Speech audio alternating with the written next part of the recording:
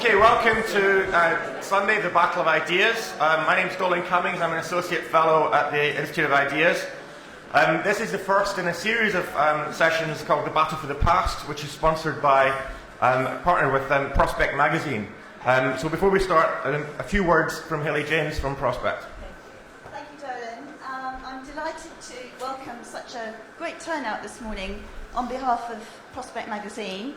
We're partnering the whole list of fantastic discussions today about the past and the battle for the past. I think it's actually rather appropriate that we're talking about the influence of the past on the present when we've actually gone back in time this morning by an hour by putting the clocks back. I'm Haley James. I am Managing Editor and Deputy Editor at Prospect. David Goodhart, who is our editor, is here on the panel today. History is a topic that gets covered in many ways in Prospect. In the current issue, we've got a fascinating piece by Victor Sebastian about how hard the Soviets found it to withdraw from their war in Afghanistan and the lessons that we can learn from that today. And another piece, an interview with the moral philosopher Alistair McIntyre on the roots and the blame for the financial crisis. You can buy copies of Prospect upstairs in the bookshop, and you can follow us as well on Twitter and Facebook. There's also a competition to win a free subscription for a year to the magazine, and you can find out about that by picking up these little cards here.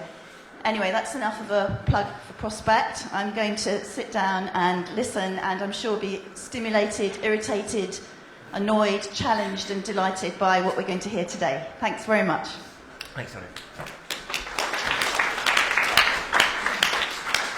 Okay, the title of this session is Don't Look Back, Why Does History Matter? History is sometimes regarded as a boring school subject, but something that does get some people do get passionate and excited about. I suppose the interesting context, the New Labour government, when it first came into power, Tony Blair talked about Britain being a young country, which I think was very controversial. Some thought it was a very foolish thing to say, but he was trying to capture a sense of moving on from past and traditions. And that's tended to be controversial. The new government has appointed historians to advise on changing the school curriculum. There's an argument about whether there should be a better national narrative taught through education. More generally, history is of interest. People are interested in family history and genealogy and so on. But there are always disputes about what history means and what it's about, and perhaps even whether it's worth studying. Is it just a banal case of if we don't learn from the past, then we'll repeat the same mistakes, or is there something more profound that we can take from it? So I won't labour the introduction then. The speakers in the order in which we're going to speak, first of all, will be Alan Hudson on my far left, who's the Director of Leadership and Public Policy Programmes for China at the University of Oxford, and is a cultural historian, whatever that means. Second will be Dr. Sarah Churchwell, who's a Senior Lecturer in American Literature and Culture at the University of East Anglia, and the author of The Many Lives of Marilyn Monroe. Third, on my right, is David Goodhart, who's the founder and editor of Prospect Magazine and author of a book called Citizens, forthcoming. And finally, known to many of you, I'm sure, Roger Scruton, currently adjunct scholar at the American Enterprise Institute at Washington, D.C., and author of many books, including The Uses of Pessimism and Beauty. So each will speak for 5 to 7 minutes, and then we'll quite quickly come to the audience for questions and comments. So Alan, can I ask you to start? Yeah. Morning, everyone. I want to start with a couple of references to a book I read for the first time in 1976. I spent a week in a hospital in Siena, which won't bore you with how I got there, but due to the vagaries of the Italian health system, you're only allowed out once a week, so I had a week to spend there, which I read Mark Bloch's Feudal Society, The Magic Mountain, and this book, which was The Making of the English Working Class, by E.P. Thompson. And I reread the introduction to that in the last few days, and 2 points struck me, which I think are pertinent to our present discussion. The first in that introduction, he says, I'm writing this book in order to rescue the poor stockinger, the handloom weaver, the deluded supporters of Joanna Southcote from the enormous condescension of history. And he says, I'm not doing that because I think they were necessarily right. I'm doing this because they have to be understood in their own terms. They have to be understood for the discussions that they thought they were part of and how they might contribute to an understanding of the future, not least because some of the ideas might be pertinent and maybe one having been lost then. He made the point about egalitarian democracy. But even more important than that, he made the point about the clumsy title, he said. He said it was the making of the English working class because it was a process, not a conditioning. And there's a sideswipe there at Louis Althusser, who Thompson also wrote a brilliant book called The Poverty of Theory, slamming the abstraction of inevitability in historical processes. He said that the working class did not rise like the sun at an appointed time. It was present at its own making. He was talking about the agency, even if that agency wasn't necessarily successful. That just because you lose doesn't mean to say that the act of endeavour, the act of trying to transform one's material circumstances, was necessarily the wrong thing to do, or awful, or denied by the reality of the lived present. So that's my context, really. I suppose that makes it very clear that I think history is worth studying. It is worth studying for many reasons. There is a problem with the practice of history, I think, in terms of whether people get too involved. Historians, like many professionals, like many academic professionals, are somewhat up their own backsides about their contribution to society. I haven't got time to go there, but I'd just like to look at the practice of history very briefly.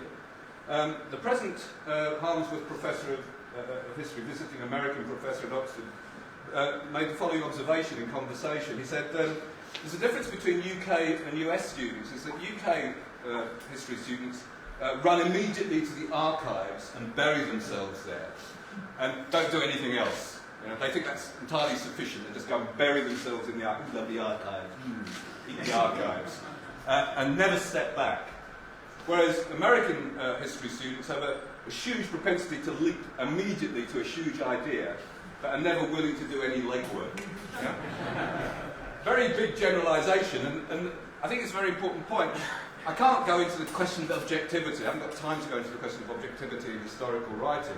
What I would make the point is, and this is a defence of learning stuff, is that you can't think about anything until you know something about it. And knowing something about it, it means immersing yourselves in material, and it doesn't mean thinking that you can immediately go to Wikipedia because you've got critical skills in your head. You can't have critical skills about nothing. You have critical skills about something. It's a craft. So the need to understand and assimilate is the precondition, the necessary but not sufficient element. You need a hinterland so that you get this joke. Is that Toynbee says this in the study of history. He reports a conversation at the end of the treaty which was divided Persia, as it then was, into the spheres of influence of Russia and Britain. And a Persian diplomat comes up to a British diplomat at the end and says, "Why did you sell us down the river?" And the British diplomat says, "It was in order to defend civilization." And unless you know anything about Persia, you don't get the joke or the irony there. Is that you do need a lot of material. You need that in terms of a curriculum. You cannot just go in and pick and select elements which are supposed to give you empathy and critical skills. If you haven't got any critical skills, then you can't be critical about the nature of the Reformation, or the nature of the Renaissance, or for that matter, the nature of the Second World War. And empathy is insufficient in order to be able to understand the world picture of a 17th century digger, or an 18th century handloom weaver, or indeed a 20th century, 21st century Iranian peasant. Because if you don't understand that hinterland, you may end up castigating a regime in Iran, which you in fact have been produced over the last 60 to 70 years. On the nature of history, very briefly, history is historically located. There is no such thing as history prior to a real understanding of the possibility of human beings changing the world. You can have people writing about the past. It is not history in the way that we understand it.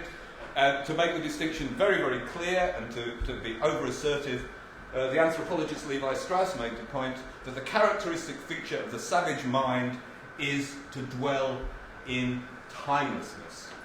History is a product of the human imagination perceiving that what has happened in the past has conditioned the present, but may be transformed in act of making a future. History is, in that sense, the Enlightenment project of escaping from providence, but in the contemporary mind, it is the idea that history needs to be the ability to escape from the domination of the present.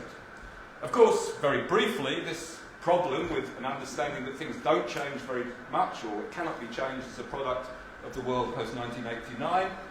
Briefly, there was always this element, is historical thinking, teleological thinking, with history. The idea of always arriving at a given point in time is there implicitly in historical studies, because people want the world to be as it is in order to suit their aspirations, to suit their position, to suit their interests. But what it does is subordinate the capacity for change. It subordinates our own ability to intervene. It means that we are less concerned with what might happen around us and more concerned with our own identity. My wife spent a little while in the Abraham Lincoln Memorial Library in Springfield, Illinois, where the state papers are held, and she was really treated like royalty because the librarians were so surprised that somebody wanted to look at the 1919 race riot in Chicago when every other visitor they had was merely investigating their family history. Because they were concerned about their own particular identity rather than what had made Illinois, Chicago, and America. I'll conclude with one example, I think, of why history needs to not only be a conversation and an argument with the past and a reflection on the past, but why that argument has contemporary purchase and why we should be arguing about history. On the way down from Oxford today, I was on the bus flipping through the Observer, and after I recovered from the another defeat for West Ham in the 88th minute, I saw an article here in the book section, a new book on the American Civil War by Amanda Foreman, who's famous for making Cara Knightley, the Duchess of Devonshire, as a pre-incarnation of Diana, has written a book on the American Civil War, which is headlined, "Why Lancashire Backed the Confederates?" by Peter Conrad, who occasionally emerges from Christchurch. The point, of course, is that Lancashire did not back the Confederates. The Lancashire mill owners backed the Confederates. The cotton workers backed the Union because they were opposed to slavery, and also at the expense of their immediate self-interest, their immediate material interest in terms of carrying their wages. So there's an argument there, an argument which needs to be investigated through material facts and interpretation. And he concludes, this is not Amanda Foreman, this is him saying, of course the American Civil War is still continuing. Yeah? The Mason-Dixon line is still there between red and blue states. And so immediately, in the course of 4 paragraphs, the most bloody conflict which united the American states, and as I think Gary Wills makes the point, in the Gettysburg Address, Lincoln uses the United States as a singular noun for the very first time, a very interesting development, that we have a historical illiteracy in which the red and blue divisions, which are immediately extant, are exactly the same as the divisions between the Union and Confederacy 150 years later. So we need to argue about history, we need to know it, and we need to challenge and understand where it might take us.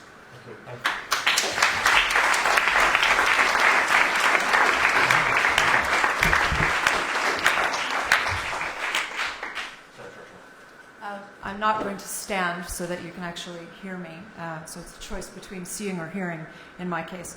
Alan just fed so beautifully into what I wanted to say that you might think we'd planned it, but we haven't. And in fact, I can pick up on 2 other points as well. I'm first of all from Chicago, and I am going to speak, as you so eloquently put it, in defense of learning stuff. In terms of why history matters, I'll answer that question in 2 words. Tea Party. History matters because of what we can see the Tea Party doing and trying to do and failing to do and succeeding in doing in the U.S. right now. Very simple example, the Tea Party has as its slogan, they keep saying that the reason they call themselves the Tea Party is because of the Tea Party slogan, no taxation, and then they stop there. And of course what the Tea Party actually said was no taxation without representation. We have representation. The quote-unquote founding fathers, and I'll get back to the founding fathers in a second, the founding fathers were not opposed to taxation. they were opposed to taxation without a voice in government. They have a voice in government. Now, of course, one of the things that Tea Partiers will say is, or that we could even say about them, is that what this means is they're expressing a disaffection, a sense of disenfranchisement, and that's a slightly different argument. But my point is that they're not expressing it very well, and they're not expressing it in very informed terms. As we all know, ideology is easier than thought, sound bites are easier than research, pictures are easier than reading, and apparently half slogans are easier than full slogans. I mean, I thought no taxation without representation was a pretty simplistic view of the world, but it turns out we need to chop that in half because that was a little too complex. I wanted to invoke one of my favorite definitions. Some of you will know Ambrose Bierce, the 19th century American writer, who wrote a book called The Devil's Dictionary, which is a tongue-in-cheek kind of parody of definitions. And he defined a conservative as follows. Conservative, noun. A statesman who is enamored of existing evils, as distinguished from the liberal who wishes to replace them with others. I've always been fond of that. It seems to me to really sum up things very well. As Alan just suggested, the battle between individual and nation, especially when figured as states' rights versus federal rights, has not just traversed American history, it has defined it. From the battles in the Constitutional Congress in the 1780s, to the Civil War in the 1860s, to the Scopes monkey trial in 1925, to the emergence of McCarthy and his purging of opponents in the 1950s, to the rise of Jerry Falwell and the religious right since the 1980s. The problem of America has always been the problem of e pluribus unum, right? The problem of how do you get one out of many? How do you do it? The motto that came out of the Constitutional Convention was e pluribus unum. Now, people think that the national motto, and it has become the national motto, but they think it has always been, in God we trust. In God we trust, as a phrase, as a motto, came out of the Civil War in 1864. But it wasn't put on currency until the Cold War in 1955. The following year, the same year he signed the Civil Rights Bill into law, Eisenhower made it the nation's motto. In other words, in God we trust, as a phrase, is an act of revisionist history and revisionist religiosity, reinserting religion into American national history. And this is why Christine O'Donnell could be shocked, as I'm sure many of you were, to discover that there is an establishment clause in the American Constitution saying that there should be a separation of church and state. And I don't know how many of you saw this. It was all over YouTube last week and the week before, because Christine O'Donnell, who's one of the Tea Party candidates in Delaware, was in this debate with Chris Coons and said, and was absolutely stunned. Where does it say that? And it says that in the Constitution? Yes, it's in the First Amendment. And I'll get back to why she didn't know that in a second. It's not just that she's stupid, although I think she probably is. But I'll give a couple of other examples. The Tea Partiers keep invoking Paul Revere. Paul Revere is an American national hero, is a revolutionary hero. Well, Paul Revere was not a founding father, and he was not even well known in his own time.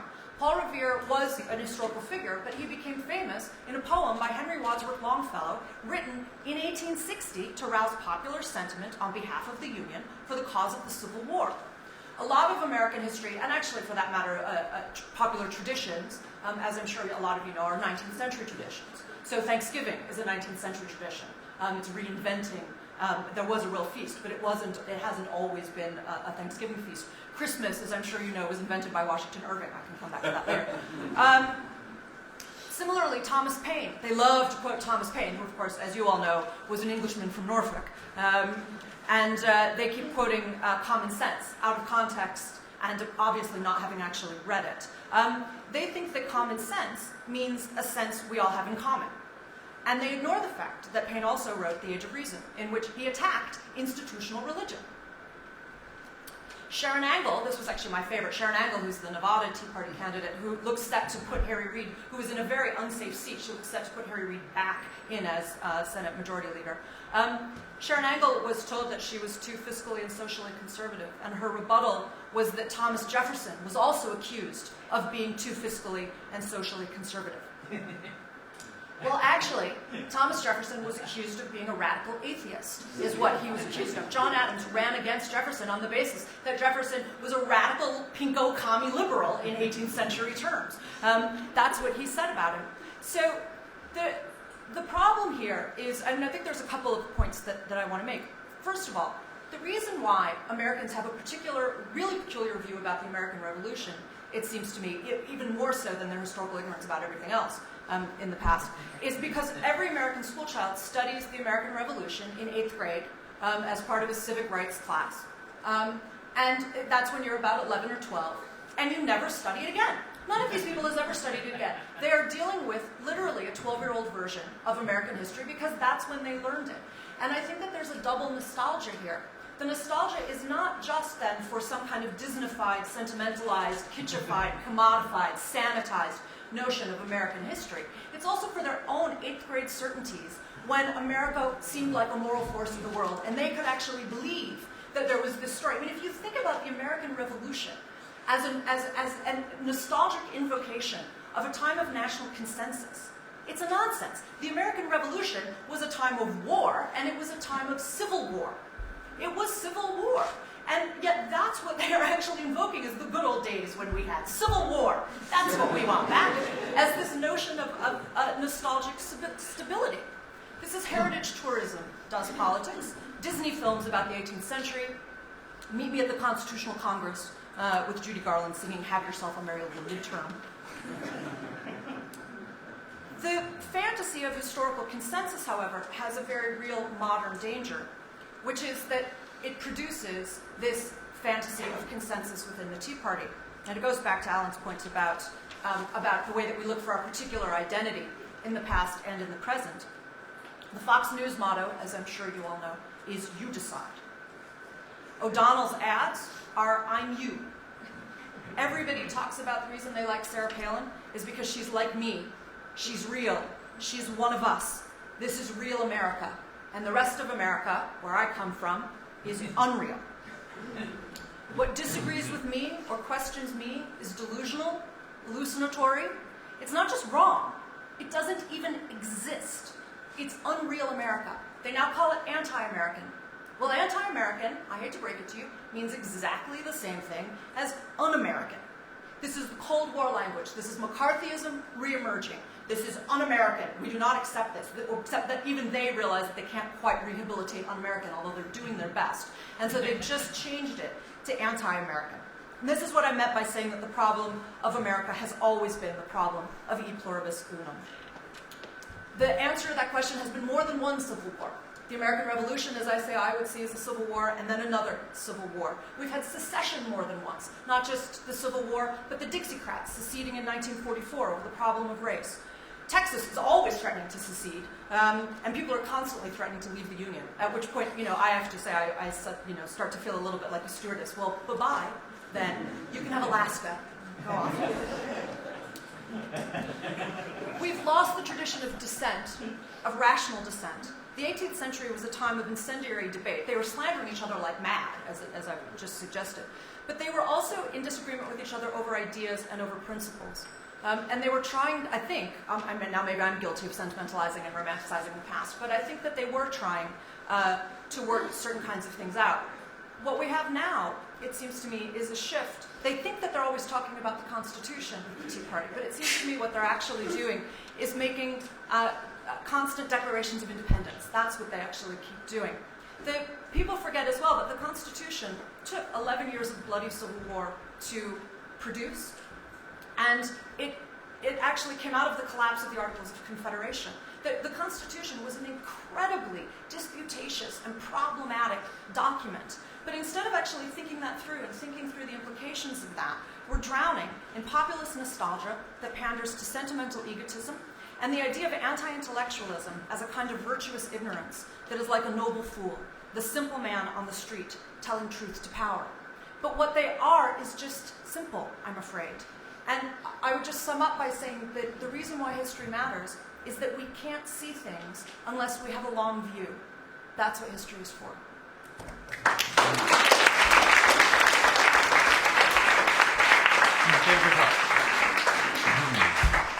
Thank you. I'm going to sit down too, so you can hear me, and also I don't want to make myself an easier target because I'm going to stick up for an idea that I think may not be that popular in this room, but I may be wrong about that. The idea that national history and its myths still has a value. Indeed, my basic thesis is, so long as we value nation states and national citizenship, then we need a sense of and some knowledge of our national history. Indeed, I go further, you cannot, in a sense, have a national identity without a sense of history, without a sense of who we are and where our institutions and political practices come from. And indeed, for a sense of solidarity and collective purpose, I think we need some feeling of continuity with the past and a sense of projection into the future. Much of this kind of history will, of course, be felt rather than factual, or it can be felt and factual, but it will, of course, necessarily be selective. Part of national identity is what we choose to highlight and what we choose to forget in our past.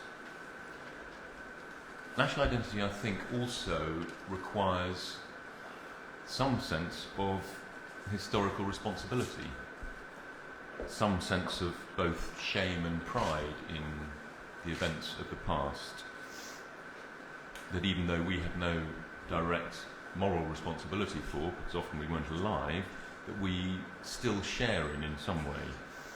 We may have shame, for example, about the bombing of Dresden or the Amritsar massacre, or other crimes related to the colonial period. Or we may have pride in defeating Hitler or spreading, if not democracy to the world, then a kind of liberal constitutionalism. Clearly, this sense of the English or the British as a historical people has declined in recent years, partly as the sense of national identity has declined, because the two things are very closely intertwined. And we see this in our education system. The current government, I think rightly, complains about the inadequacy of the teaching of the national story. There is no longer the overarching story from 1066 to the swinging 60s taught in schools, as I believe is still the case in France. France is often held up as a country that still does teach its children its national story. I'm not actually sure whether that is the case, and perhaps someone in the audience might enlighten me. Now, why is that? Why has the national story declined? Apart, as I say, from the fact that that national identity itself has weakened as we become more individualistic, more postmodern, more demographically mixed up. And of course, one reason, as both the previous speakers have alluded to in different ways, one reason is the greater self-consciousness about the historical process, the rise of various forms of radical history, E.P. Thompson's and others' history of the working class movement. The national story has been deconstructed into stories of different national subgroups, class, regional, gender.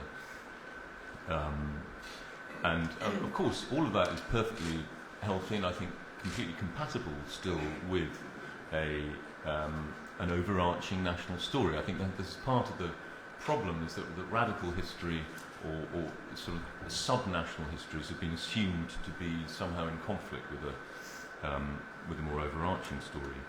Another reason, as I say, is mass immigration, the arrival of new citizens with very different stories, and one that sometimes conflicts with the British story, has also made the teaching of that overarching story more problematic.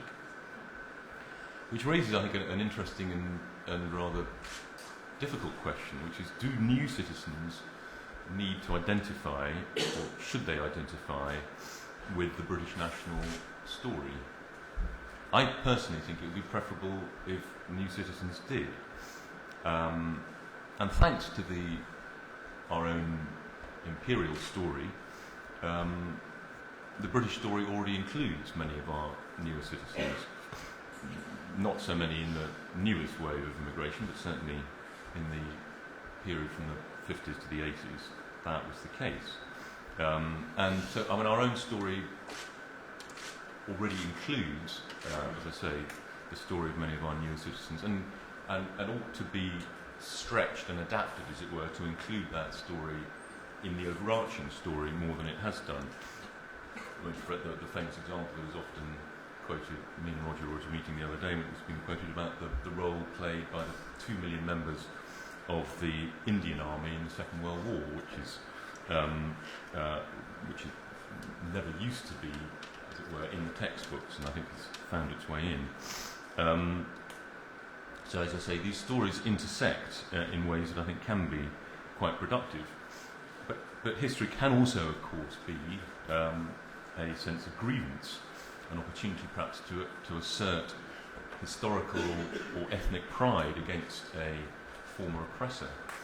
And that certainly makes history divisive and not a generator of solidarity or fellow feeling, as I think in some way it can be still. But that raises the even trickier question, perhaps, that if you can, as I was suggesting, allow for, indeed encourage, different class perspectives, say, on a single national story, can't you also then allow different national and ethnic stories within an overarching British story? I think that is more problematic because I think beyond that stretching that I mentioned to include, say, Irish or Asian or African Brits in the story, it's hard to go much further than that stretching, simply because, in the end, this is a British national story. It is not a universal story, and therefore it's necessarily particular and partial, and yes, biased. It can be conscious of the bias, but it has to be a story. If it is to reinforce a sense of national identity, then it has to be a story from a particular place. And I think that still has importance, and I think it still has value for the overall, for the ultimate reason that the nation state and national citizenship are still things of great value. So many of the things that we want from politics require nation states, whether it's redistribution of wealth, political accountability. Is still an absolute fundamental to our lives, and I think through history can and should continue to be reinforced. Thank you. Thank you.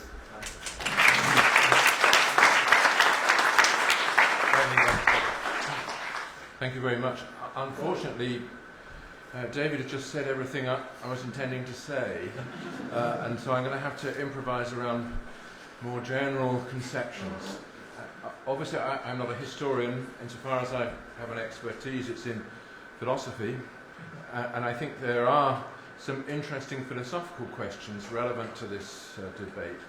So I will just reflect on those for a moment.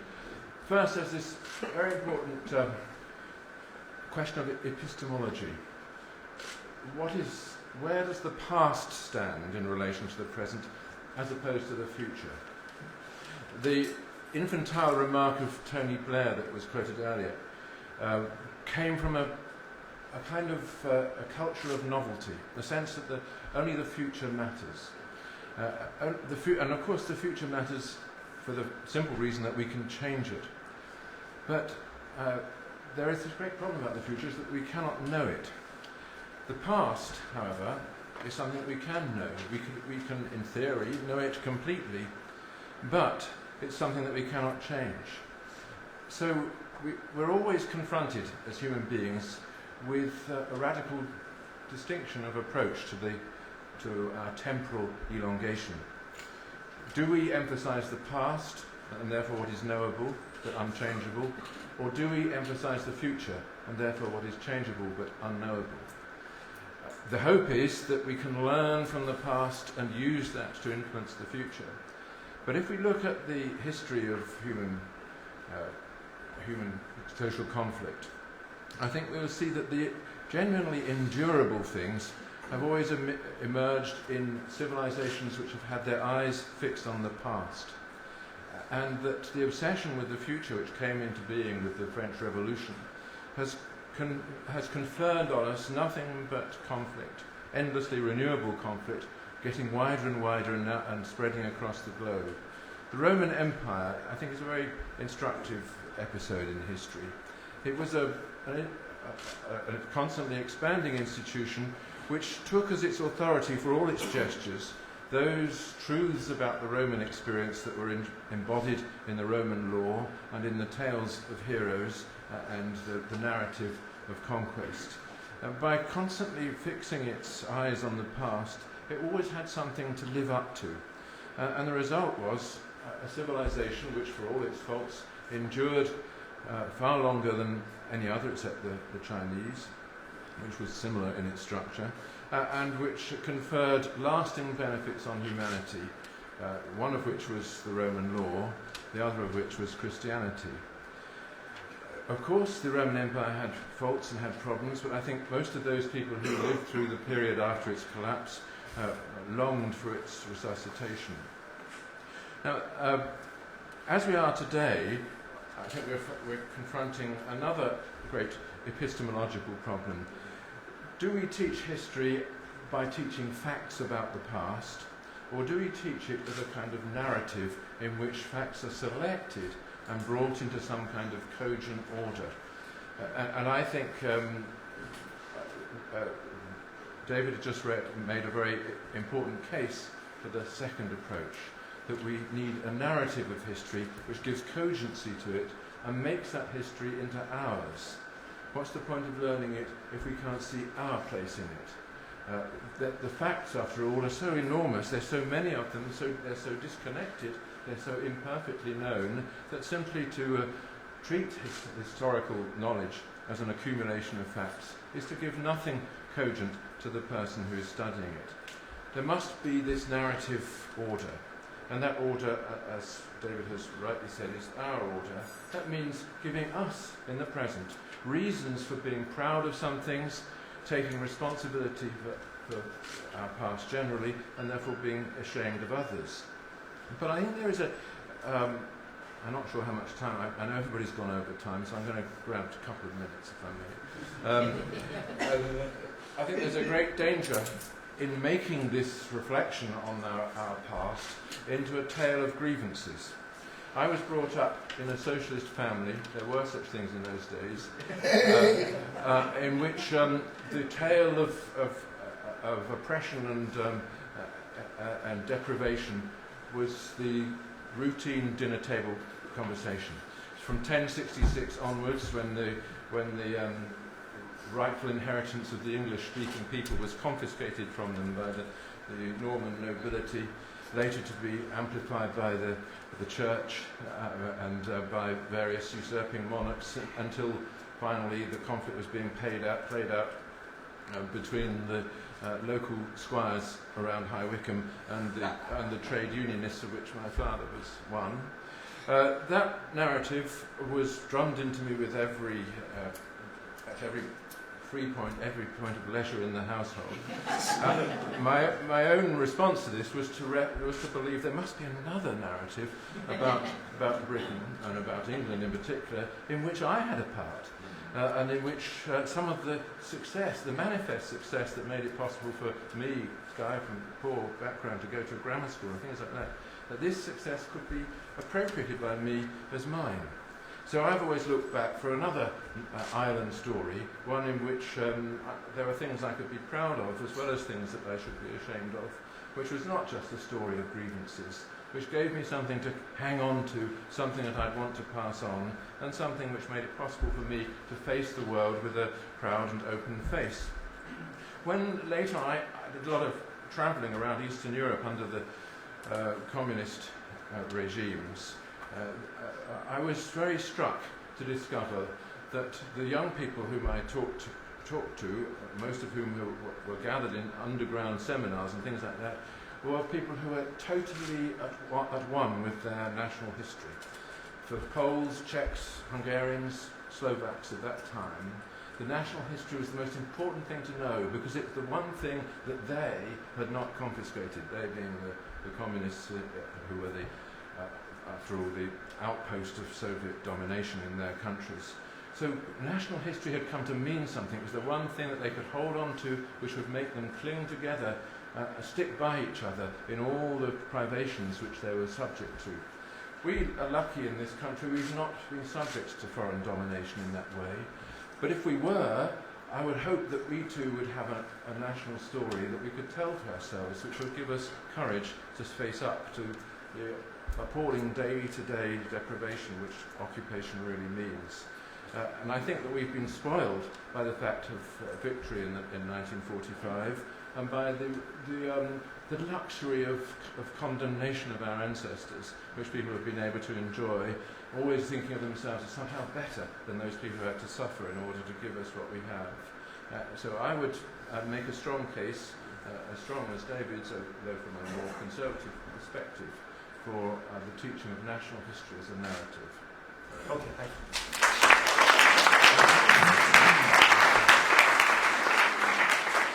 Okay, it's a big crowd. I'm sure you're keen to come in, but I feel I should just briefly give Alan an opportunity to disagree with David and Roger, should you want to.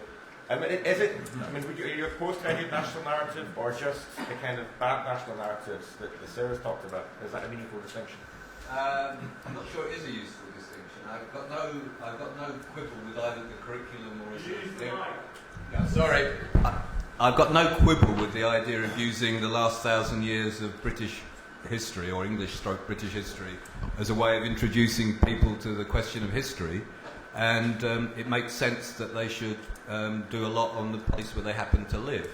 But I mean, the national. Let's take the example of the concept of Britishness. Yeah. The idea that Britishness has either got, in the conservative sense, a history of 500, 600, 800 years, or in the sense of an appropriation of values appropriate to the last 12 years of New Labour, strikes me as a nonsense. It's a contested concept, which is interesting, and I think it's much more interesting to investigate what I might call the high point of Britishness, which was the relative integration of large numbers of people around the welfare compromise from about 1940 to 1970. Prior to that, Britishness was, like any club, defined by who you kept out, notably women and the Irish, and trade unionists. And that's an interesting subject of historical study. It's much more interesting to actually work out why the nostalgia for a form of Britishness which was always partial and contested should now be the subject of historical inquiry. And that historical inquiry is a rather belaboured attempt to replace a teleology with the results of identity politics, which is that everybody has their own story, or as Carl Becker had it, every man their own historian. And you can't do that by having different forms of teleology. You can't have it by Arthur Bryant's Island Story, or you can't have it with the Long March of Labour halted, or you can't have it with, oh my God, look, this is what we've got. Pluralist values. Very quickly to finish on that, and this is my romanticism. When we think about John Reed as Lord Sidmouth, arguing the collapse of civil liberties in order for a putative terrorist threat, we think about the difficulty of defending civil liberties against a load of murdering bastards, but we also think about the importance of civil liberties as a precondition for an open society, and we have a historical and a political problem.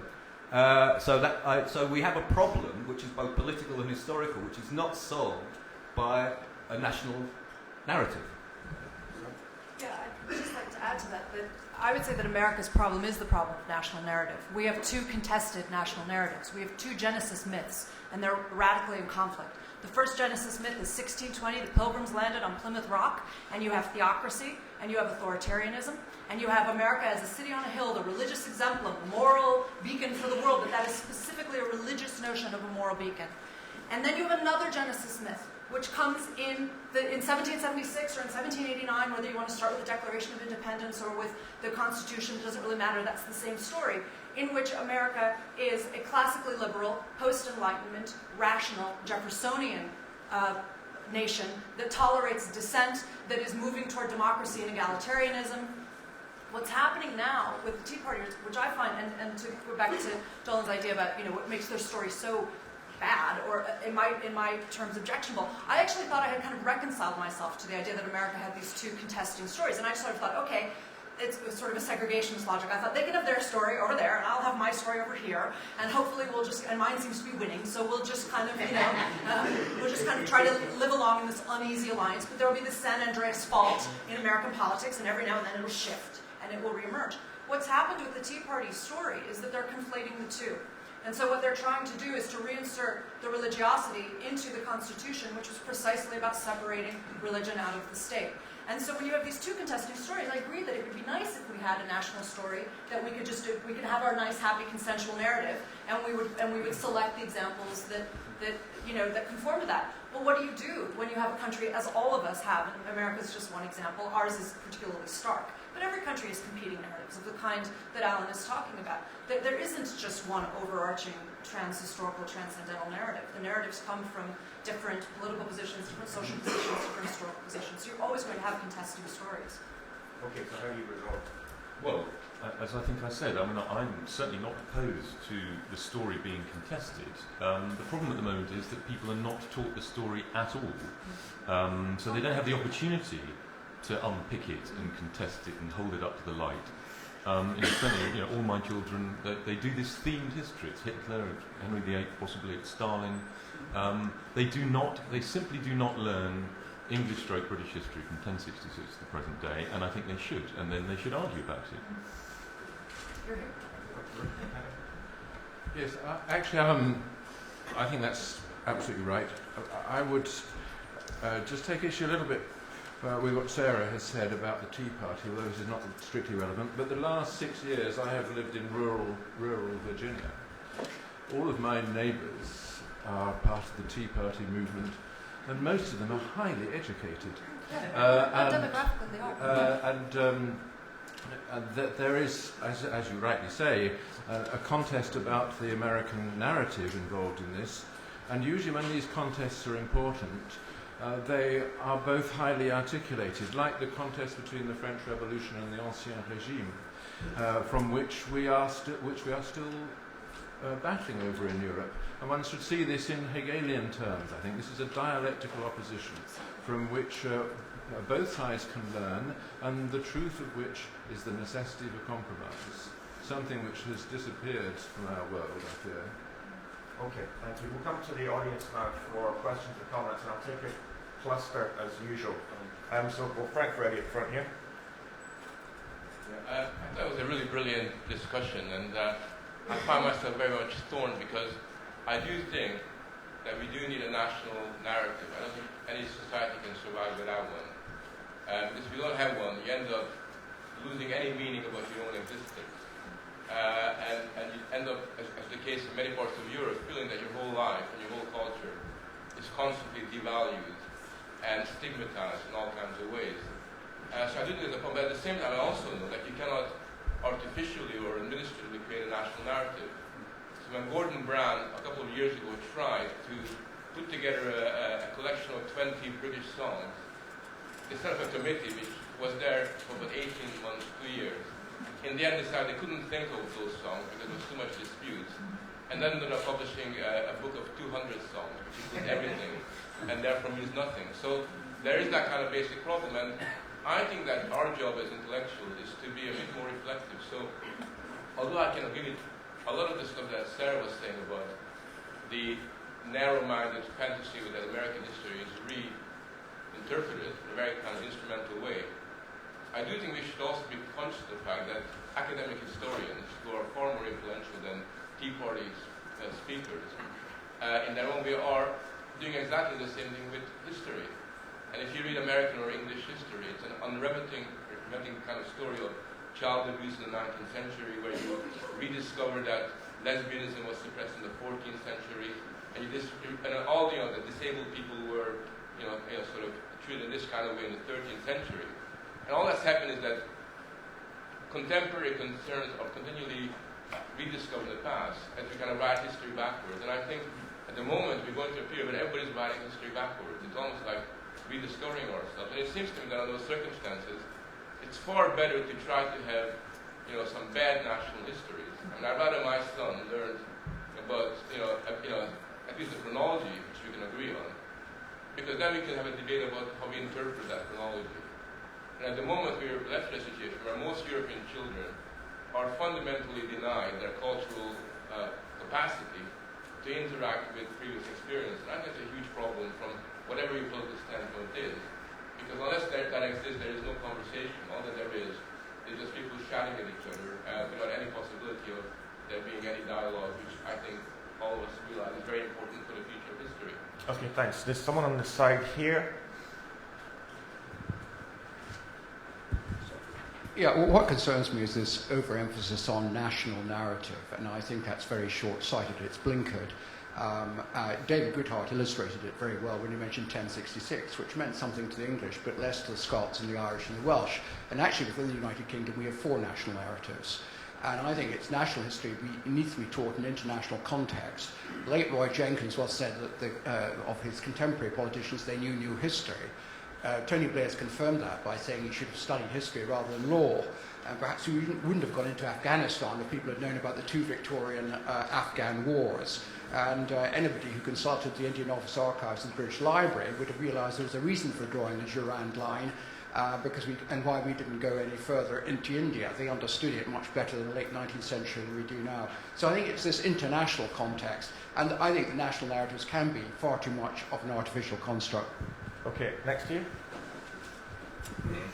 I'm just struck, although I agree with what Frank Froddy has said, I'm just struck by the glibness with which people use, especially on the right of the panel, use national narratives, the category narrative, as a way of getting hold of national identity. It was Tony Blair who said he wouldn't publish, quite rightly, an inquiry into the 7/7 bombings, but he would publish a narrative about them. And for me, a narrative means a story largely for children with strong fictional elements. And if you need one of those because you feel a loss of national identity, for which the Blairites are no doubt responsible, I feel with you because I'm all in favour of national sovereignty against all kinds of other forces today. But I can't agree that it should be a narrative, and I can't agree that it should be fictional. The problem of loss of national identity is your problem, not my problem. I don't feel, I've lost a sense of Britishness, but I have yet to find a role, as Dean Rusk, said, Dean Aitchison, said of Britain. So, why do you on the right use these Blairite categories? And why do you feel so aggrieved that we've lost national identity? History alone can't put that back. Okay, we have disagreement. I'll take a few more. There's one on the side here, and then at the front.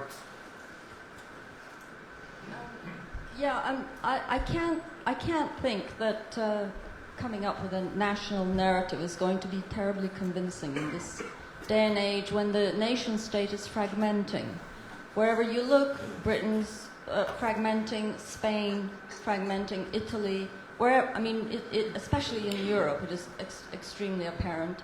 And the speaker from America talked about Texas always wanting to leave, and yes, thanks very much, they can go, etc. But it seems to me that you can't have. It seems a very artificial construct. Okay. Yeah.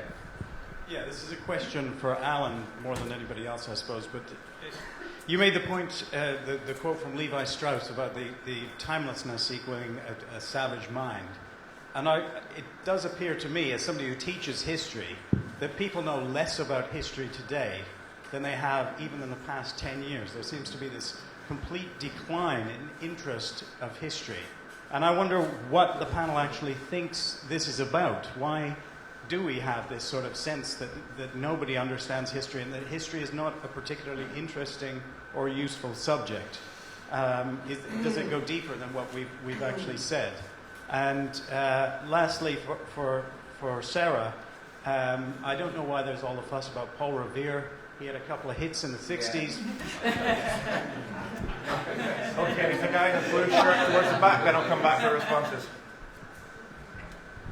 As a GCSE history student, I can back David up by saying that there is no national story being told in schools. But do you think that the immigrant groups that come here, they do contribute to our national story and heritage? Okay, thanks. So we've got a bit of a left-right thing going on, which can't be right. So if we come out of this to the left-right divide, we've failed. I want to unpick that a bit. I mean, there's been a challenge to your argument, certainly. Well, the guy over there was saying that he valued national sovereignty, but didn't feel British himself. Well, I mean, what he feels himself is up to him. But if he values national sovereignty, then you have to support it. You have to worry about the fact that the nation-state is fragmenting. Or if it fragments too far, then the things that we just take for granted the nation-state provides us with, it is simply the largest unit that makes human society possible. You cannot have democracy without nation-states, without people sharing the same language, at least as a minimum. And I think it helps if they also share a sense of where they have come from, where their ancestors have come from. In the case of new citizens, it is more complicated. As I said, I think part of integrating into a society is, as it were, absorbing and becoming part of its history. It is complicated nowadays because we have people who came from places that were in conflict with us in the imperial period, but that was actually a relatively short period. As I say, the story can be stretched to accommodate most of them. I don't think that's an inherent problem. But there has to be a particular partial, because we are a particular partial, we come from a particular space with its history. And as I say, I think it's reviving a sense of history. Of course, we're all too relativist and postmodern these days to believe that it's true necessarily. But that's the whole point of a national story, is that we're conscious of the fact that it's at least partially a myth. Not that the facts are wrong, but that they have been selected from a whole range of possible facts. And yes, and we rightly contest it, but as I said, we do not have it in the first place to contest at the moment, and that's the great tragedy. Alan, do you want to respond? Yeah. Just on the question of the nation state, I mean, there's a great essay by a very conservative historian called Louis Namier called The Seed Pod of History, which is about the 1848 revolutions, in which he makes the point that once you start having nations which are based solely on ethnicity, you're going to have a whole lot of problems. And that is one of the historically successful things about the British nation-state and the US nation-state. They're based on a political argument rather than an ethnic argument. And it's also what made the French nation-state exemplary, because, of course, ever since 1789 up until 1989, it was an argument between state and church, between the school teacher and the clergy. So when the French do have their national curriculum, it's still the state as opposed to the church in the school. And that's interesting as a phenomenon. It's about that contestation. It's about the difficulty of creating a polity around the highest common factor of politics, rather than a set of allegiances which are based around the subjectivity of culture, the lowest common denominator. And it's a very difficult project. Most nation-states never worked, and their ability to work is contingent. It's something that you have to constantly work through. French 19th century historian Renan, conservative again, made that point. We have to reinvent the nation every day. And you reinvent it around a political argument rather than by cultural identity. My conclusion is, I once sat in a pub in Sutton-at-Home, Kent, listening to my uncles and father talk about their potatoes and allotments. After 4 pints, Carlyle rules, first one touch the ground, fill it up again. And I understood that I would never understand this as well as I understand I would always understand this better than anything else. That was my Heimat. It had nothing to do with my political view about the nature of Britishness, which was a struggle to change political ideas in the here and now, knowing about our history. And I think this is very important, because if you look back at the period that essay Van Namia refers to, there you see the emerging national consciousness in 19th century Europe, which was a time of storytelling. And people were trying to invent the nation through telling the story. And of course, in a famous book, Benedict Anderson describes the nation as an imagined community And this work of the imagination is something that the European peoples have engaged in for 200 years. The real philosophical question is, isn't there a distinction between a work of the imagination which is truth-directed and one that is just fantasy? And I feel that this is the important thing. We're never going to dispense with the role of imagination in creating our allegiances. It's the thing through which human beings live. And our own myth was not created by 1066 and all that. It was created by Shakespeare in his history plays, which of course are full of fiction. But it's a way of imagining the England that was being captured by the Tudors in a way that gave it legitimacy. And that's what Havlicek was doing in the Czech lands in the 19th century. And what Mickiewicz did in Pantadeusz and so on. And I think this is something that we just have to live with, but recognising that it's up to us to distinguish the true from the false exercise of the imagination. Okay, thanks. Sorry? Yeah, I quite agree. I'm a little bit troubled by the conflation of narrative and fiction, I have to say. I mean, narrative and fiction are not the same thing. And we could get into a semantic argument about that, but basically the idea that narrative is on a slippery slope to fiction seems to me a very problematic idea for the reasons that Roger just said. Once we start polarizing the argument and making, there's either, fact or pure fiction or pure subjectivity or pure objectivity, well then we're not actually going to be having an intelligent or very nuanced conversation about the way that this actually works. It seems to me that narrative is about causality, that narrative is about connection, that narrative is about links. And of course narrative can be based on facts, and of course there's a distinction between fact and fiction, and that's not reactionary and it's not radical, and unless we're going to embrace psychosis, we have to agree that there is a difference between fact and fiction, between imagination and fantasy. Now, what intervenes in that, which makes it complicated, I've just put that as if that's a very simple thing. It's not a simple thing at all because of the issues of subjectivity. Subjectivity and perspective are what start to confuse the issue. And it seems to me that I'm actually a little bit surprised that we're having this conversation, I have to say. I mean, it seems to me that... Especially when we're not paid.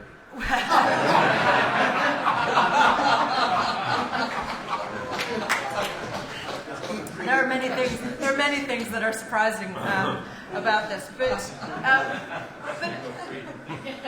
it does seem to me, to answer that gentleman's question about why we've lost history. And people were sort of politicizing this, so I'm going to come down strictly moderate on this one. I'm dead, like any American, I'm right in the middle, and say that of course I think that there should be narrative histories, because otherwise we can't understand them. And I absolutely agree with David. You can't cherry pick facts and expect people to make sense of them. It's not how the brain works. But the narrative doesn't necessarily have to be quite as ideologically driven as it has been in the past, and it doesn't have to be as blind as it has been in the past to other stories, to other kinds of ideas. I'm gonna go all, it is Sunday morning, God.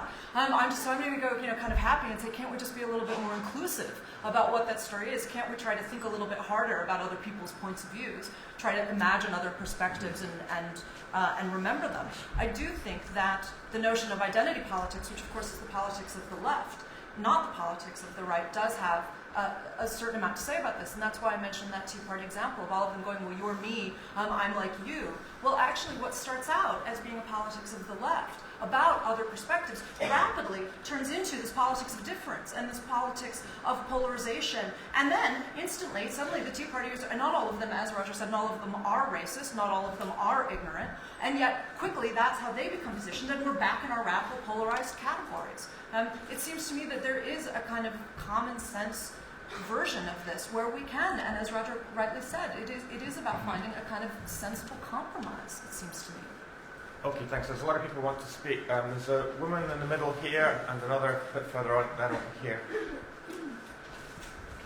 I just wanted to ask about the current preoccupation with heritage and slightly maybe repose the question is, does heritage matter because it reinforces or it helps develop a sense of national identity, or does heritage destroy history by destroying the sense that change is possible because it focuses so much on stories of the past rather than the relationship between the past and the future that Alan elaborated? Okay, thanks. And this right in the middle there. I wanted to say something in favour of history is narrative, and I disagree with James, wherever you've gone, about we need facts, not fiction, not narrative. I think it's possible to do a fact-based narrative, and I think you have to edit. I think you do have to edit history to create a view of the world that. You have to edit the facts to create a view of the world to tell the story that you want to tell, and I think every historian does that. And I think that I'm saying this partly because, as a small plug for my book, which is up there on the bookstore, you should go and look at it, which is a rewriting of Birmingham's history. And I wrote it because I was so fed up with the history of Birmingham, a city which I used to absolutely detest and have now grown to love, as a place that's full of grime and race riots and general horrific buildings, and it rains all the time. And I've written a book which people have said to me does make them look differently on Birmingham, and I think it's about time places like that were resurrected, because I think there's a recent art exhibition in Birmingham in the main art gallery. It was full of pictures of Birmingham, the kind of Birmingham I don't want to be referenced about, which is all industrial dereliction basically. And the fact that it's not actually true anymore, that Birmingham has had so much industrial dereliction, they now turn it all into parks. So Birmingham's now a very green city, especially the inner suburbs. I was surprised that this exhibition of new pictures went back to such an old style, old view of the city.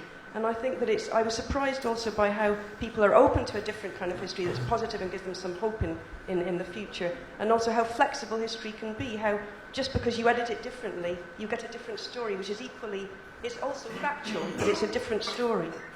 A very different message. There's a guy right out on the side. And then if you take it up to the back. No.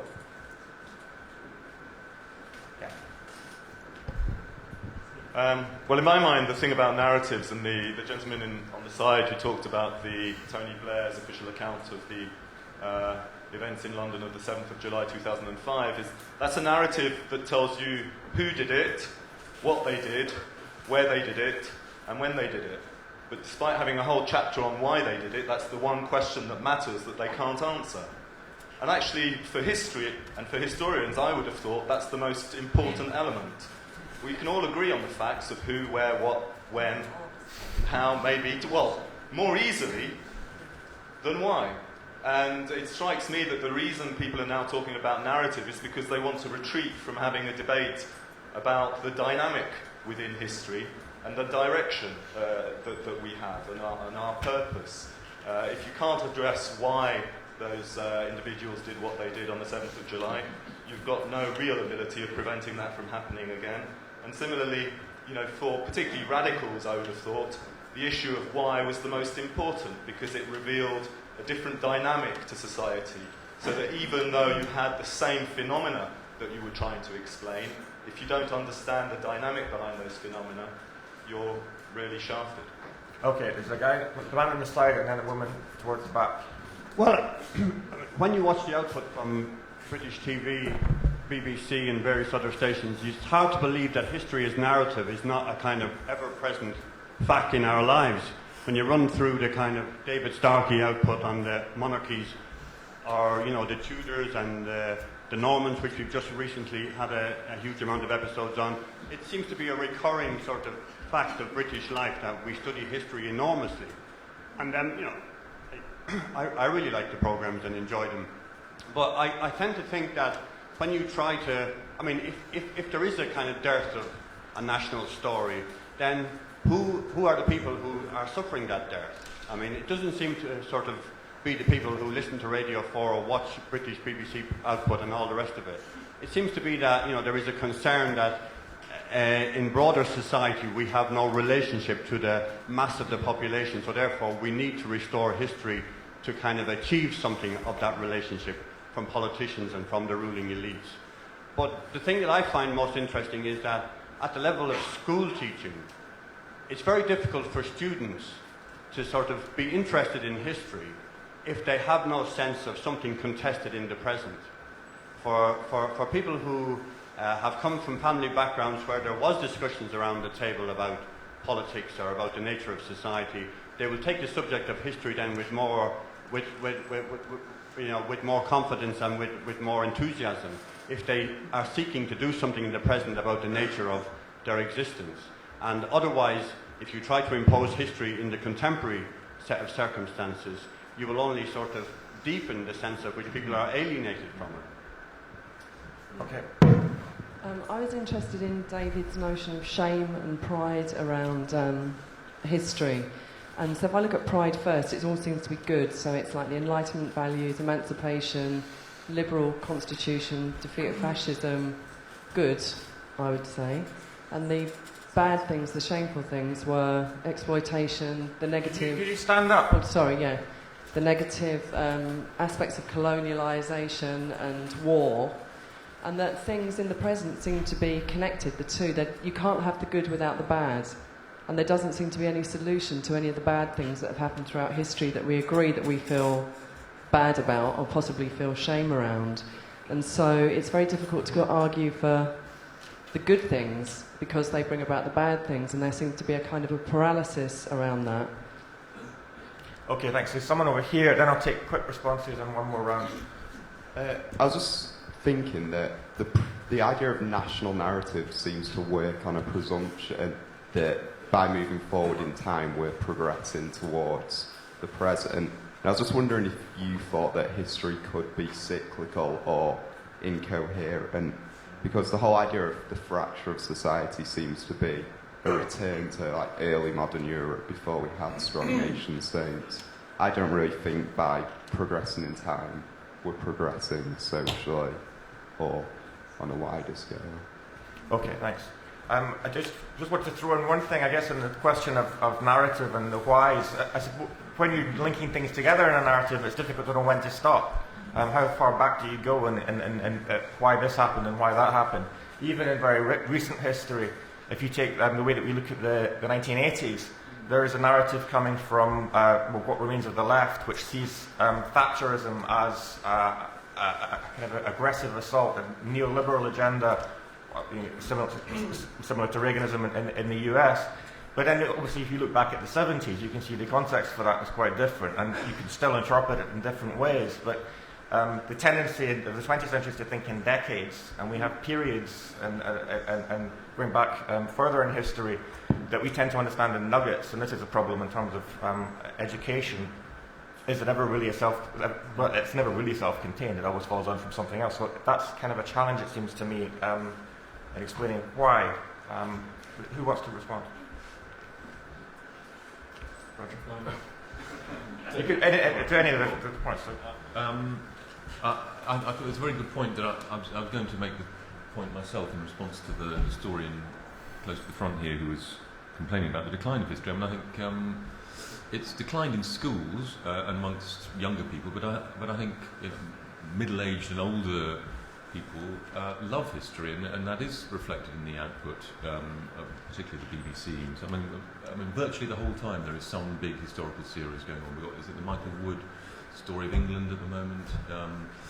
And I mean, I think that, the BBC are doing their job there in a way. I think they are reflecting a deep love of history and a sense of the importance of it in orientating oneself in the world. I quite like this idea that actually, paradoxically, in order to have a sense of a national story, you need a sense of conflict to sort of give it life.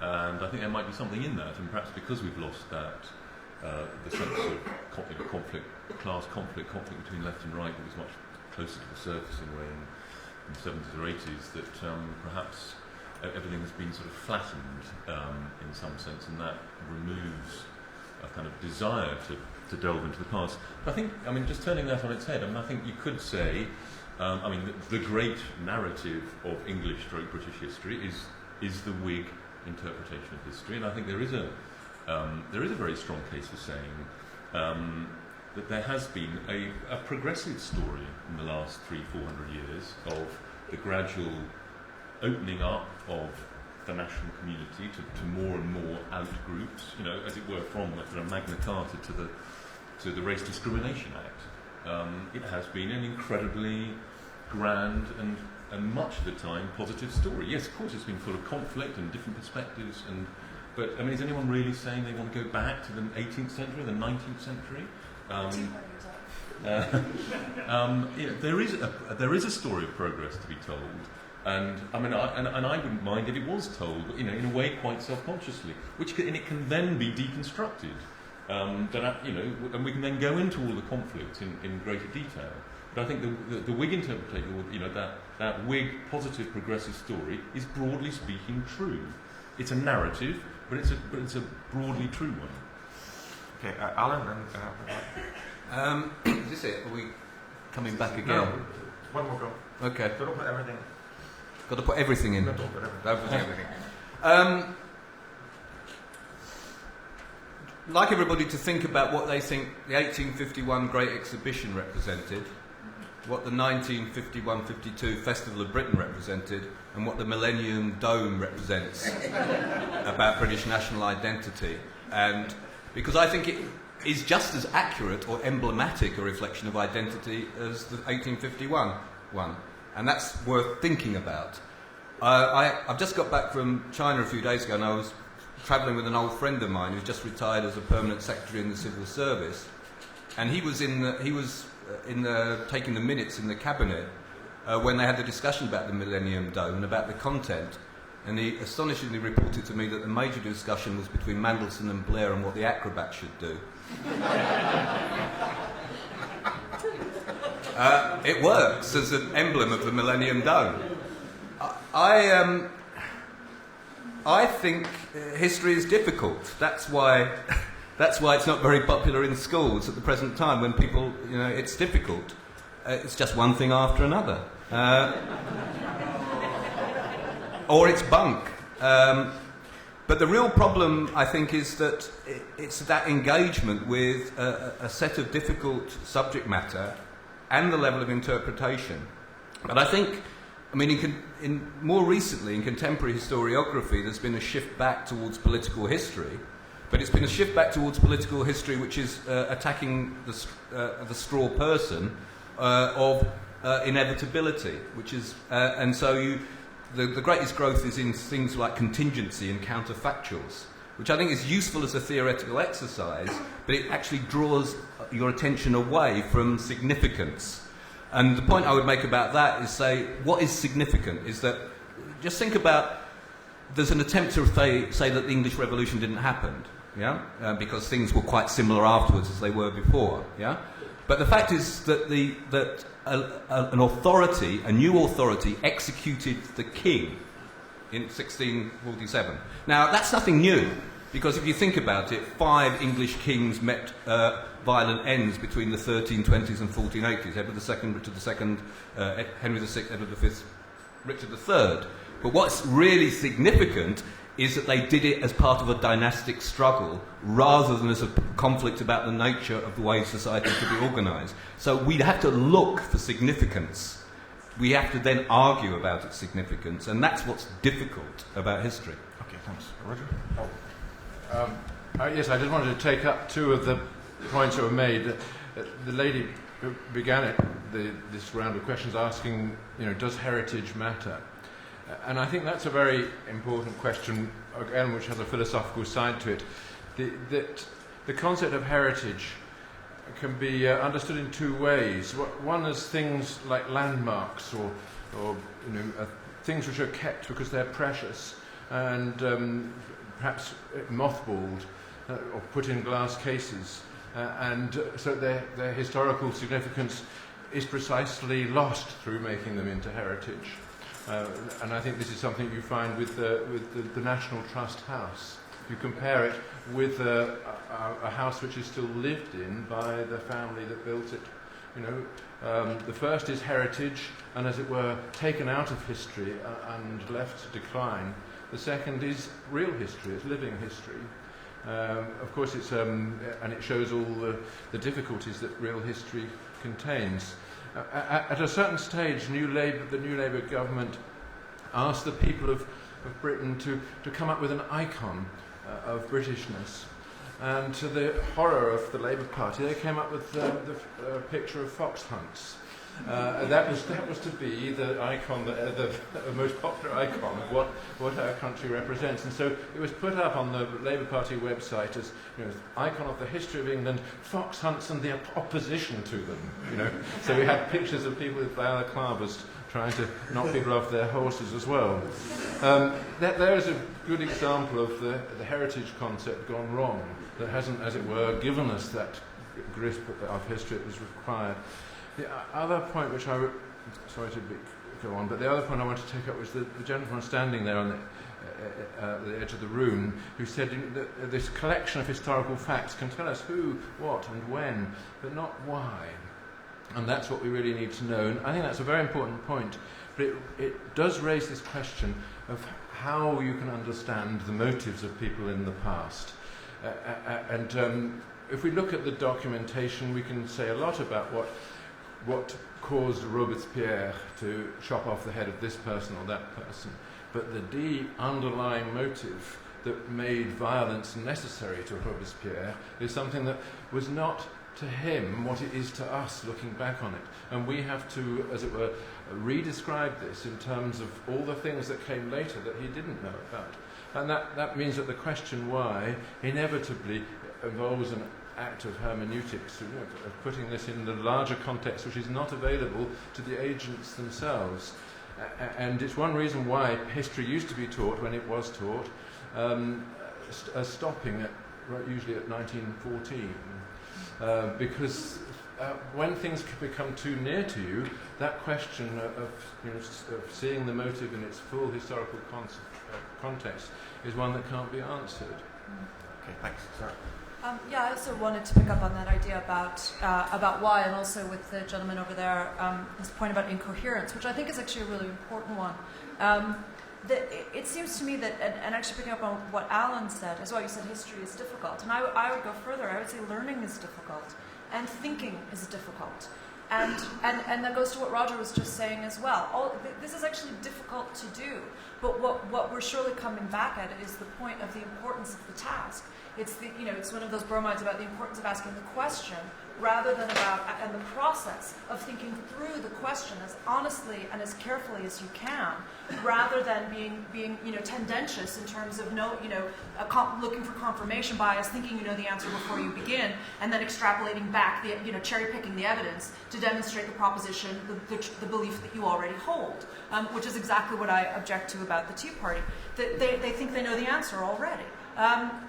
And the question of why is also, it seems to me, a question of how, and they're related. And that what we get right now is we get how answered in a very instrumentalist way. So the answer of how this happened is well, here's how they made the bomb. Well, that's not really what we mean by how did this happen.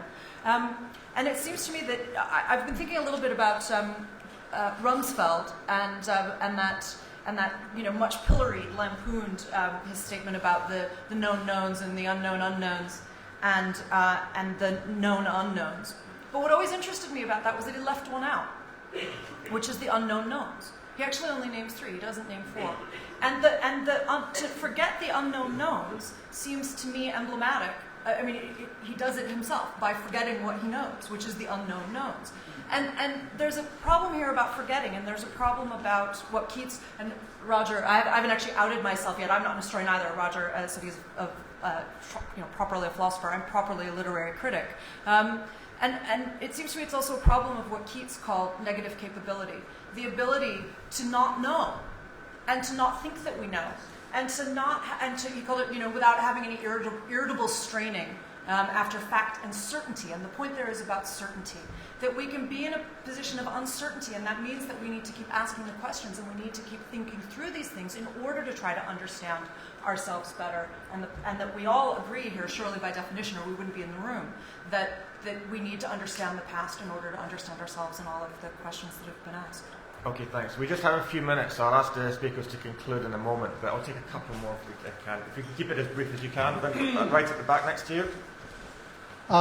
The Republican Party, right now the support for the Republican Party in the United States is about... Can you stand? Oh, you are standing. Sorry, it's hard to see. Yeah. Wave your arms if you're speaking. He's not a tall man. Yeah, okay, I'm short. No, that's not what I meant. Okay. I just can't see. The support for the Republican Party in the United States right now is about 20% in the polls. as far as party support, there's a lot of independents. Of that Republican Party, a minority of that Republican Party is identified as a supporter of the Tea Party. I think any objective discussion about the issues of history in the United States and the teaching of it and all that would not focus on the Tea Party.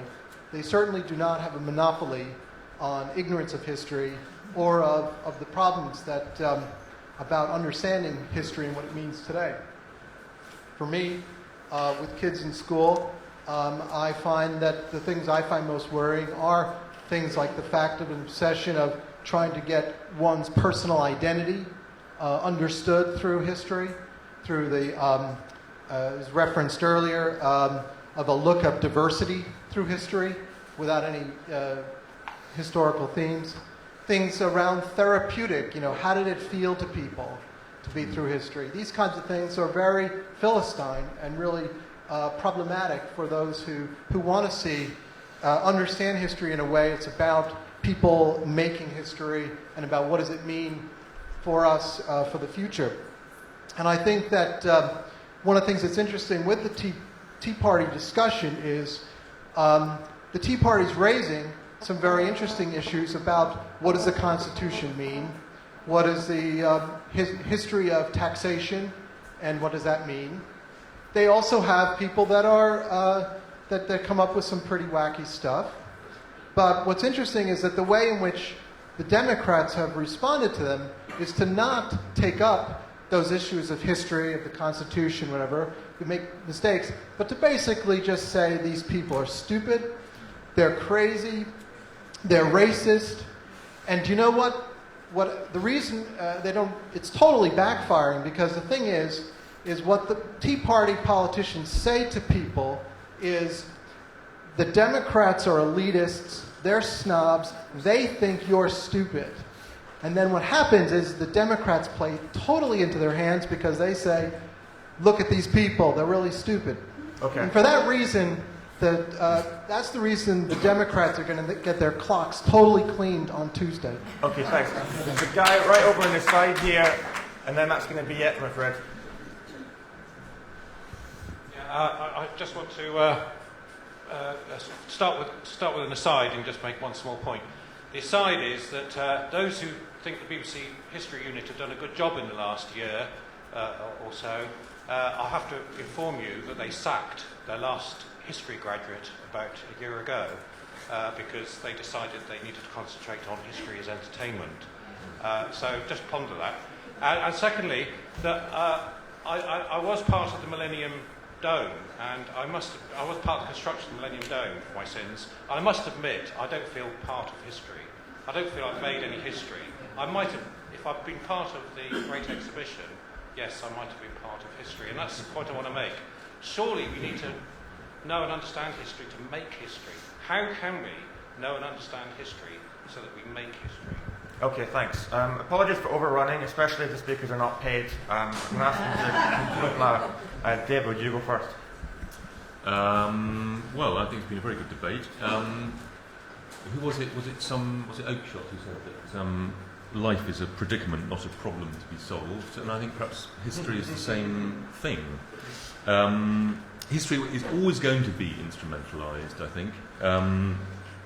So let's instrumentalise it. I mean, I think my view is let's instrumentalise it in a useful way that can give us a sense of who we are, where we've come from, both individually and collectively, and indeed a sense of how we can live better together. And I think holding on to some kind of historical national narrative, not a stupid one, not a simple one, but a story is worthwhile. Okay, thank you. Sarah? Yeah, I mean, I will just very briefly just to say to the gentleman at the back that I agree with much of what you said, absolutely. And I just think that the important thing here, first of all, I mean, I named the people that I was objecting to. I wasn't actually talking about every person. As we all know, the Tea Party is a very loose coalition of a lot of different people with a lot of different political agendas, and that's part of the problem. So I was talking specifically about the candidates that I was talking about, and with their conversions with the conservative Christian story of America. And as Roger said, many demographically the Tea Partiers are actually well educated. educated, they're affluent, they're mostly white males. And they're certainly not racist by definition, and that's not what their platform is. But what I was talking about was a specific manipulation of American history in order to do exactly the kind of polarization that I think that gentleman was talking about, which goes back to that point about fiction. So I think it is about, as I said a moment ago, I mean, that was really probably my concluding remark, that I think it's about trying to think as honestly and as broadly and deeply as we are able to. It's about trying to think hard and trying to actually avoid those kinds of simplistic, polarizing, radicalizing, and alienating sorts of stories, and actually thinking about why things happen, how we know what they happen, and as I said a moment ago, what we don't know as much as what we do. Thank you. Roger, you first. Well, very briefly, I think I agree with, as I said, I agree with David's view that ultimately the narrative that we should be putting across to children is the narrative of their national history. This doesn't mean that one shouldn't include all the international context which makes that narrative sensible, or deny the possibility of other loyalties than the one that they are inevitably bound to need. But I think one should remember that one's relation to one's nation is like one's relation to one's family. It's a destiny. One can't easily change it. That the only solution is to find the way to love it, but to love it while being impartial about its faults. And that's the problem of marriage. It's the problem of human life generally. And I think that can be achieved. And I actually think that the Americans on the whole have achieved that ideal condition of telling a conflicted narrative which does enable modern Americans to love their country while being impartial about its faults. And I think we have a lot to learn from that. Thank you. Finally, Alan? I think Rob Bartlett's Sing on the Normans was much, much better than most other things, including Starkey on the Judas, because at least he tried to explain the relationship between change and continuity, the difficulty of working out what goes on and what changes, and that's why it was superior, if a bit more difficult. I agreed with a point that Roger made quite early on about the relationship to the past, but he then said, and criticising the Blair and Blairite views, that only the future matters. I think it's worse than that, is that view, that presentist view, is because only the present matters. And the way that we look at the past is not merely to discover where we came from, it's also to try and work out where we might be going. And the view of history as merely a record of the past is insufficient, and the view that the present can never change, that we've arrived at the end of social evolution, is the cry of either of despair or shallowness, and where shallowness is the prerogative of those who tell us that's what's happening. And I think we look at the past in order to negotiate and try and work out a path for the future. And that's why the present project, I do believe we have to understand our past. I'm very happy about understanding where I came from. It doesn't automatically say where I'm going, and why I'm circumspect about the way that national identity is now presented, which is now much more a contemporary advertising slogan. We must rebrand Britain. And the language is absolutely appropriate. It's a rebranding rather than an understanding of the complexity of what made us all what we are and the society in which we live. And that's the task that history helps us with. Okay, thanks. Before we thank the panel, can I remind you the past continues in this room all day, and in between you can visit the ideas market outside, a number of stalls. But in the meantime, thank you to all of the panelists.